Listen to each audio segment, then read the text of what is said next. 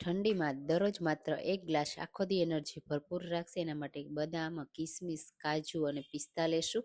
બધા જ વિટામિન આ માત્ર 1 ગ્લાસમાં મળી જશે. તો આ રીતે બધું ધોઈ બધો કચરો સાફ કરી અને પછી પાણી એડ કરી આપણે 5 થી 6 કલાક માટે પલળવા દેશું. ત્યાં સુધીમાં આપણે બદામ અને અખરોટને પણ પલાળી દેશું. એને અલગથી પલાળવાના, એમાં તેલનો ભાગ હોય છે એ રિલીઝ થઈ જાય અને આપણે હેલ્થમાં બેનિફિટ મળે. હવે અહીંયા બધી વસ્તુ પલળી ગઈ છે તો બદામ અને અખરોટમાંથી આપણે ફોતરા કાઢી અલગ કરી લેશું. એની સ્કીનની આપણે કોઈ જરૂર નથી એટલે આ રીતે કાઢી પછી મિક્સર જારમાં પાણી સહિત આ રીતે એડ કરી દેશું. એકદમ સ્મૂથ એવી બ્લેન્ડ કરી તૈયાર કરીશું. આ પેસ્ટને 8 દિવસ સુધી ફ્રીજમાં રાખી સ્ટોર કરી શકો છો.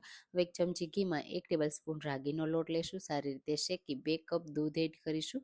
આ રીતે બધું દૂધ એડ કર્યા પછી રાગીને સરસ રીતે દૂધ સાથે મિક્સ કરી અને સરસ રીતે દૂધને ઉકાળી લેવાનું છે.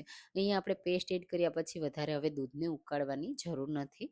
માત્ર મિક્સ કરી અડધી મિનિટ માટે કૂક કરીશું, નહીં તો દૂધ છે એ ફાટવાના ચાન્સીસ રહેશે. પછી આપણે ગરમ ગરમ કે ઠંડુ જે રીતે તમે સર્વ કરવું હોય ને એ રીતે સર્વ કરી દેવાનું. ઉપરથી પિસ્તાથી ગાર્નિશ સર્વ કરજો. ટ્રાય કરજો.